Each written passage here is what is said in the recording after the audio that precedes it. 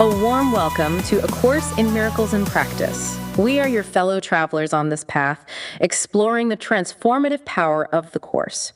Each day we'll dive into a new lesson. We'll explore what it means, consider how it applies to our lives, and maybe even offer some practical tips for integrating it into your day. Today we're going to be looking at lesson 106. And, as always, we're going to start by just reading the lesson straight through, and then from there we'll dive into some of the discussion points. Sounds good to me. All right, so this is lesson 106.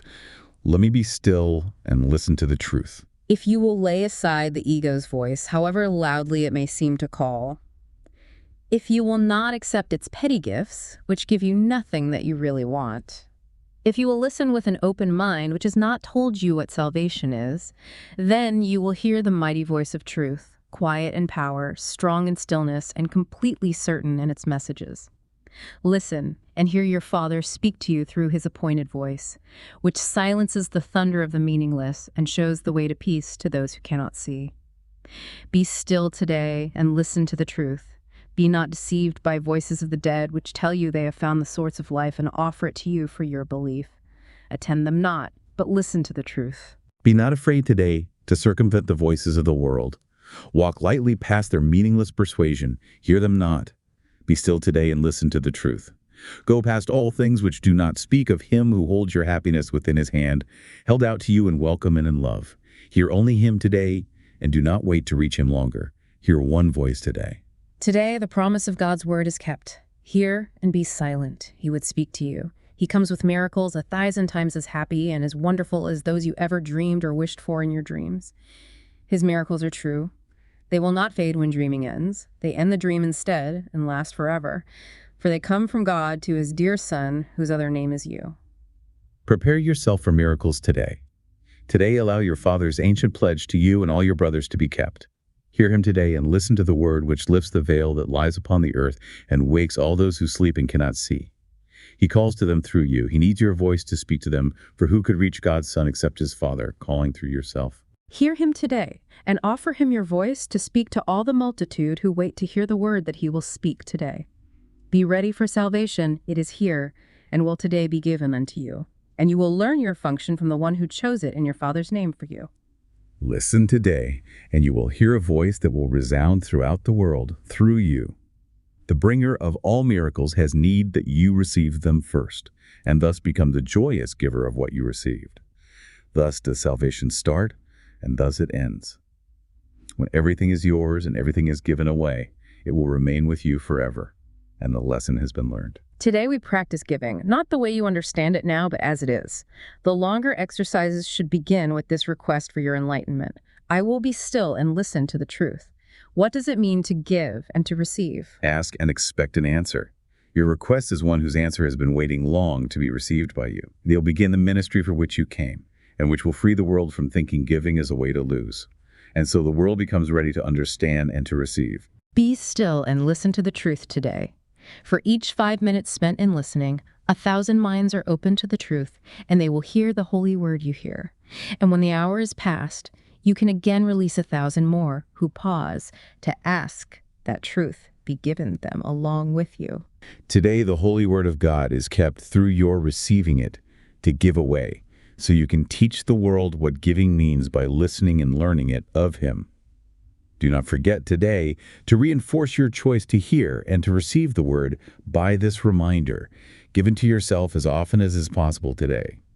Let me be still and listen to the truth. I am the messenger of God today.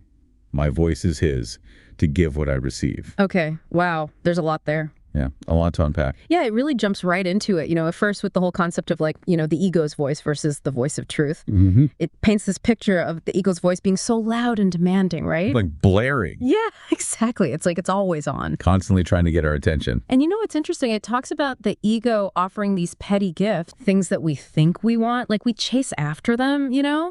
We convince ourselves that if we just get this thing or achieve that goal, then we'll finally be happy. Right. But the lesson is saying that these gifts don't actually give us what we truly desire. No, they really don't. Think about it.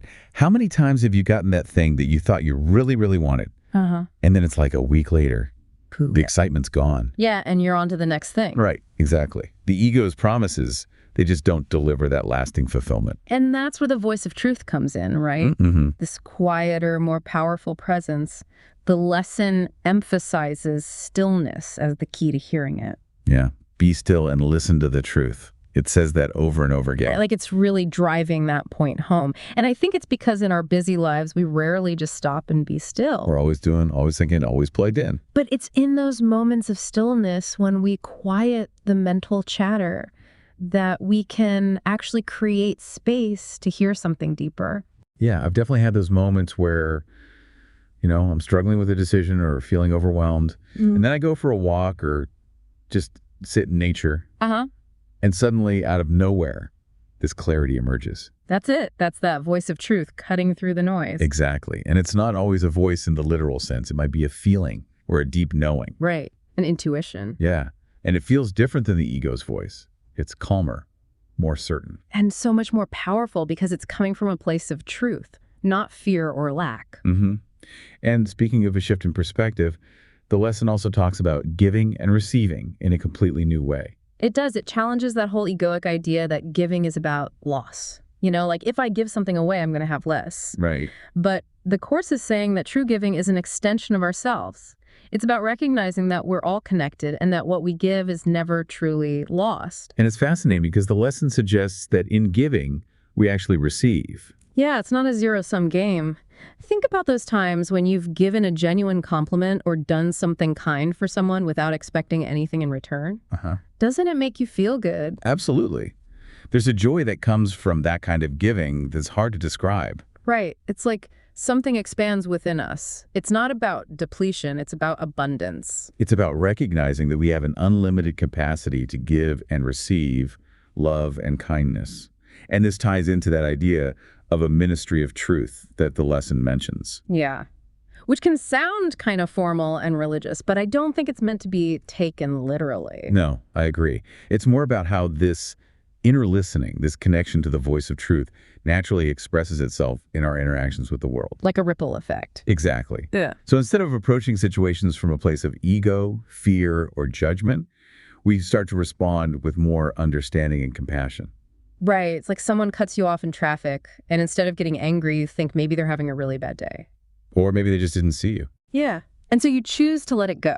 Because in that moment, you're choosing to operate from a different place, a place of peace and understanding rather than reacting from ego. And that, I think, is what the lesson means by a ministry. It's about embodying this truth in our everyday actions. And demonstrating that giving from this place doesn't deplete us, it actually strengthens us. It connects us. And the lesson even goes a step further, saying that this individual act of listening and embodying truth can actually have a ripple effect on others. Mm-hmm. It says that for each 5 minutes spent in listening, 1,000 minds are open to the truth. Yeah, which is a pretty mind-blowing idea when you think about it. It is. It's like our individual shifts in consciousness contribute to a larger collective awakening. Exactly. And that brings us to one of the most powerful statements in the lesson. I am the messenger of God today. My voice is his to give what I receive. Yeah, that's a huge one. And I think it can be really challenging to fully embrace that idea. It is, because the ego wants to tell us that we're not worthy or not capable of being messengers of something so grand. Right. We get caught up in self-doubt and insecurities. But what if we could just set all that aside and really believe that our words and actions can carry a message of love and truth? That would change everything. Right. It shifts the focus from personal striving to allowing something greater to flow through us. And it doesn't have to be some big dramatic thing.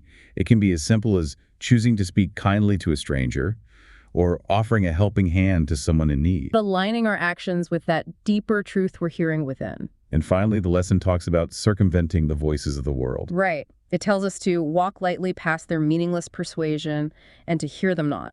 And this isn't about isolating ourselves from the world. No, it's about becoming more discerning about the influences we allow into our minds. Because, let's face it, there are so many external messages constantly bombarding us, telling us what we should think, what we should buy, what we should fear. It's overwhelming, from advertising to social media to the 24-hour news cycle. And the lesson is saying that a lot of those voices are just noise. They're not aligned with truth. They're distractions that keep us from hearing that quieter, more powerful voice within. So it's about cultivating an inner filter, learning to recognize those voices that amplify fear, separation, and scarcity, and choosing not to give them our power. Consciously choosing where we place our attention and our allegiance. And I think that's what this whole lesson is really about. So to wrap up, I think the key takeaways from Lesson 106 are cultivating stillness, to hear that inner voice of truth, understanding that giving is an act of shared abundance, and recognizing our potential to be messengers of this truth in the world. Beautifully said. And as we go about our day, maybe we can ask ourselves, what is one meaningless persuasion that I can walk lightly past today? What can I choose to not give my power to? And as always, we invite you to share any comments, questions, or experiences related to the course that this deep dive has sparked for you. You can reach us at ACIM@theworldharmonyproject.org. We'd love to hear from you. Thanks for joining us on this deep dive. Until next time. Take care.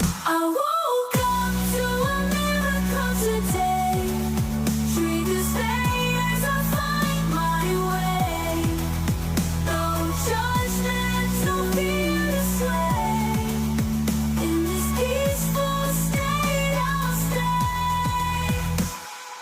stay.